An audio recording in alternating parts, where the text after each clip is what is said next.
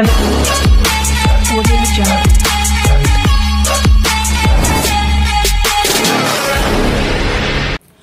శ్రీ గురుభ్యో నమః. ఓం శ్రీ మాత్రే నమః. హాయ్ అండి, welcome to my YouTube channel. నేను మీ astro numerologist in advanced 14 dimensions and pronologist. So friends, name numerology series లో భాగంగా ఈరోజు మనం వినోద్ అనేటువంటి నేమ్ అనేటువంటిది ఎలా ఉంటుంది అనేటువంటిది దాని గురించి మనం తెలుసుకునే ప్రయత్నం చేద్దాం. ఒక క్లయింట్ మనకి, అంటే ఒక పర్సన్ మనకి కింద కామెంట్ సెక్షన్ లో అతని యొక్క డేట్ ఆఫ్ బర్త్ ని, అతని యొక్క నేమ్ ని ఇచ్చారు. సో ఈ డేట్ ఆఫ్ బర్త్ పక్కన పెట్టండి. ఈ వినోద్ నేమ్ అనేటువంటిది ఎవరికైతే ఉంటుందో వాళ్ళందరికీ కూడా ఇప్పుడు నేను చెప్పేది మొత్తం కూడా అప్లికబుల్ అవుతుంది అనమాట.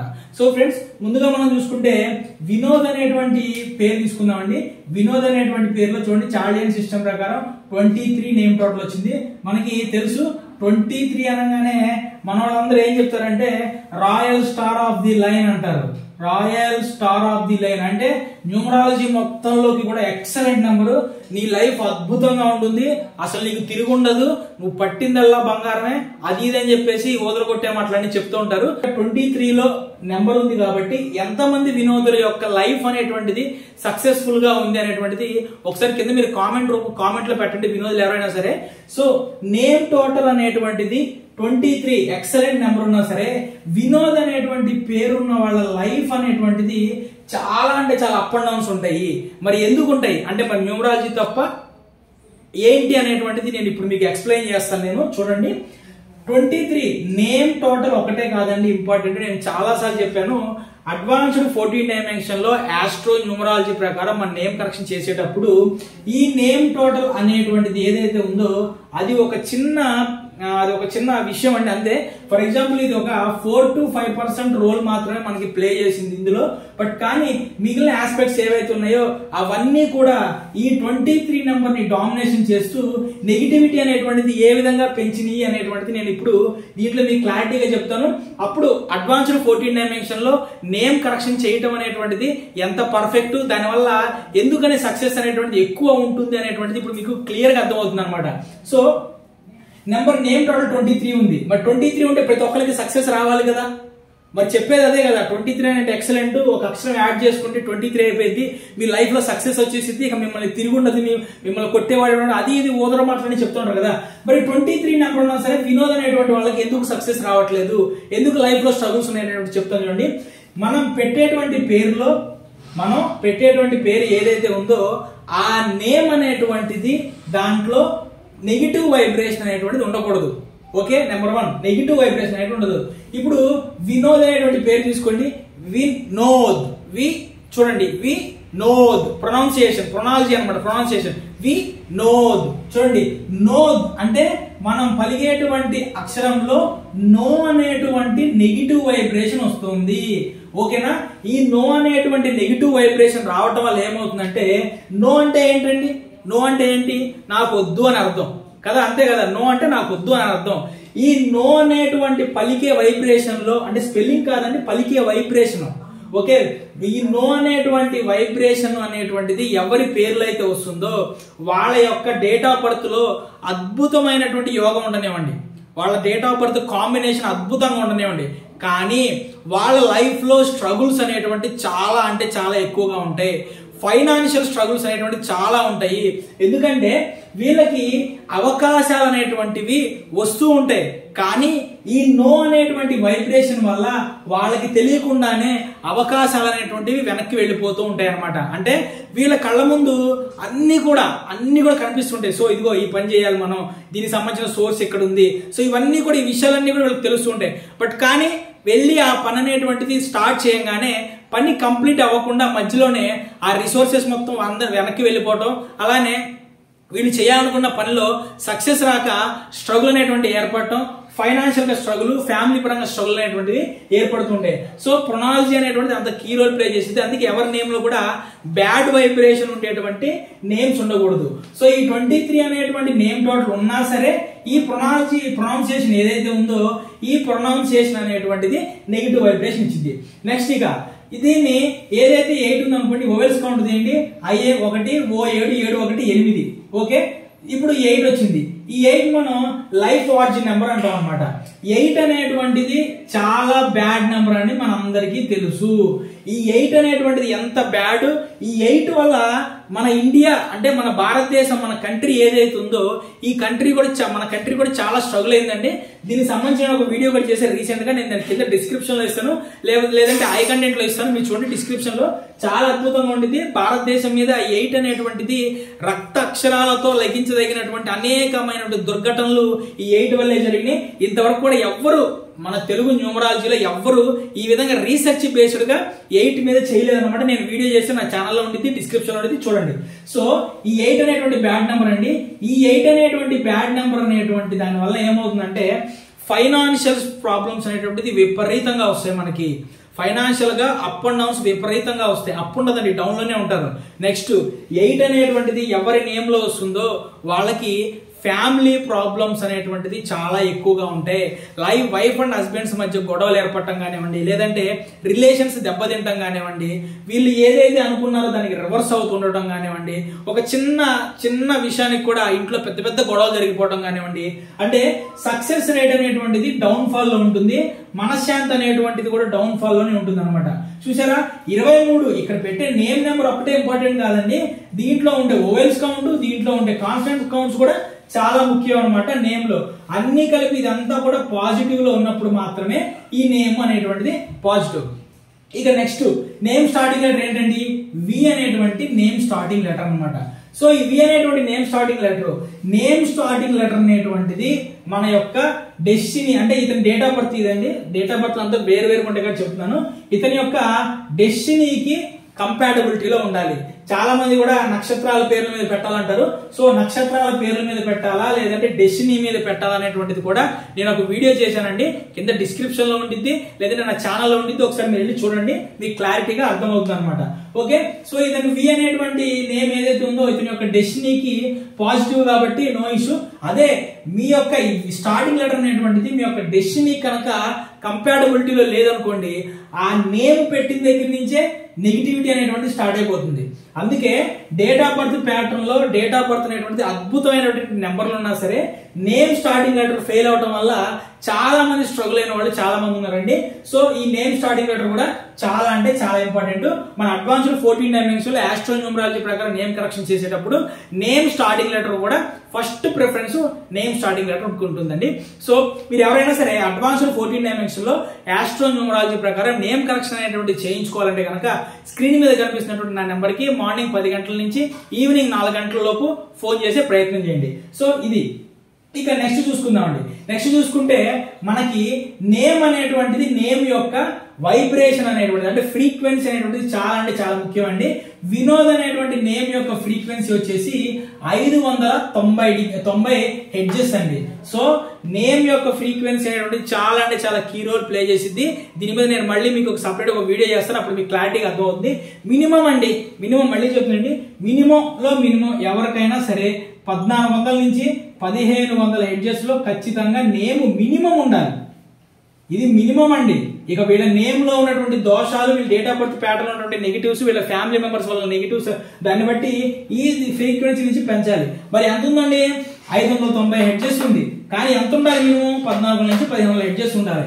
అంటే ఇప్పుడు మీరు ఒక రెడ్ ఎఫ్ఎం ఛానల్ పెట్టాలనుకోండి, దాన్ని ఏం చేయాలి, 97.5 దగ్గర అట్లాగా ఫ్రీక్వెన్సీ చేసినప్పుడు మాత్రమే, ట్యూన్ చేసినప్పుడు మాత్రమే ఆ ఫ్రీక్వెన్సీ అనేటువంటిది మీకు ఆ ఛానల్ వస్తుంది. మరి సేమ్ ఇదేనండి, మీకు మినిమం 1400 హెడ్జెస్ ఉన్నప్పుడు మాత్రమే ఇతని యొక్క ఫ్రీక్వెన్సీ అనేటువంటిది, ఇతని యొక్క లైఫ్ అనేటువంటిది ఈ నేమ్ వల్ల యాక్టివేట్ అవుతుంది. కానీ ఇతని నేమ్ ఎంత ఉంది, 590, అంటే ఉండవలసిన దానికంటే కూడా చాలా తక్కువ ఫ్రీక్వెన్సీ ఉందండి.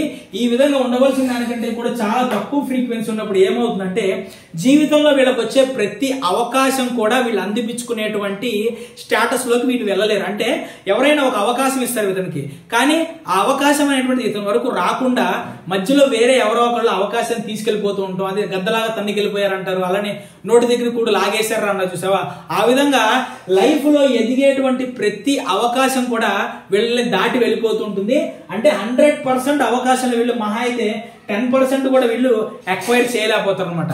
అలానే మనీ అనేటువంటిది కూడా ఈ విధంగా ఫ్రీక్వెన్సీ తక్కువ ఉన్న వాళ్ళకి మనీ అనేటువంటిది కూడా వీళ్ళకి దగ్గరికి రాకుండా ఫ్యామిలీ ప్రాబ్లమ్స్, ఫైనాన్షియల్ స్ట్రగుల్స్ అనేటువంటివి ఏర్పడుతూ ఉంటాయండి. సో ఇది. ఇక నెక్స్ట్ వచ్చేసి మనం వినోద్ అనేటువంటి name reverse of technique method లో చూసండి. ఈ రివర్స్ ఆఫ్ టెక్నిక్ మెథడ్ అనేటువంటిది చాలా అంటే చాలా ఇంపార్టెంట్ అండి. మీ నేమ్ అంతా అద్భుతంగా పెట్టి రివర్స్ ఆఫ్ టెక్నిక్ మెథడ్ ఏదైతే ఉందో ఇది కనుక ఫెయిల్ అయింది అనుకోండి, సో ఆ నేమ్ మొత్తం ఫెయిల్ అయినట్టే. అందుకనే 14 డైమెన్షన్ లో నేమ్ కరెక్షన్ చేసేటప్పుడు కొంత మాకు టైం పట్టడానికి కారణం ఇదే. ఇది లాస్ట్ మెథడ్ అన్నమాట. ఈ లాస్ట్ మెథడ్ ఫెయిల్ అయిందంటే ముందర చేసిన అన్ని మెథడ్లు ఫెయిల్ అయిపోయినట్టే. సో ఈ రివర్స్ ఆఫ్ టెక్నిక్ మెథడ్ చూస్తే అంటే 67 వచ్చిందండి. 67ని మనం డేంజర్ నెంబర్ అంటాం. డేంజర్ నెంబర్ అంటే జీవితంలో వీళ్ళు ఏ పని చేసినా సరే అపాయాలు అనేటువంటివి, డేంజర్స్ అనేటువంటిది వీళ్ళ లైఫ్ లో ఎప్పుడు ఏదో ఒకటి ఉంటాయండి. అంటే యాక్సిడెంట్లు అవ్వటం కానివ్వండి, పని మొదలు పెడితే వీళ్ళకి వెన్నుపోట్లు పడవటం కానివ్వండి, మోసపోవటం కానివ్వండి, నానుకున్న వాళ్ళని నమ్మించి మోసం చేయడం కానివ్వండి, డబ్బులు ఇస్తానన్న వాళ్ళు ఇవ్వకపోవటం కానివ్వండి, ఈయన ఎవరికైనా డబ్బులు ఇచ్చి వెనక్కి తిరిగి రాకపోవటం కానివ్వండి, ఇవన్నీ కూడా ఈ 67 అనేటువంటి నెంబర్ వల్ల జరుగుతుంటాయి. ఇక 13 అండి. 13 ని మనం డెత్ అండ్ రీజనరేషన్ నెంబర్ అంటాం. అలానే 13 ని మనం డెత్ నెంబర్ అని అంటాం. చూడండి, వీళ్ళ కనుక ఏదైనా ఒక చిన్న ప్రాబ్లం కానివ్వండి ఇట్లా వచ్చినప్పుడు ఏమవుతుందంటే వీళ్ళకి సూసైడ్ ఆలోచనలు కానివ్వండి, ఈ జీవితం నాకు ఎందుకు, ఈ లైఫ్ ఎందుకు నాకు, ఇది వదిలేసి వెళ్ళిపోదాము, ఎందుకు ఈ జీవితము, ఈ ఏంటి సంసారం ఏంటి, బాధలు ఏంటి, కష్టాలేంటి, నష్టాలేంటి అని చెప్పేసి వీళ్ళు చాలా లోలో ఫీల్ అయిపోయి విపరీతమైనటువంటి నెగిటివ్ లోకి వెళ్ళిపోయేటువంటి అవకాశం ఇచ్చేటువంటి నెంబరు.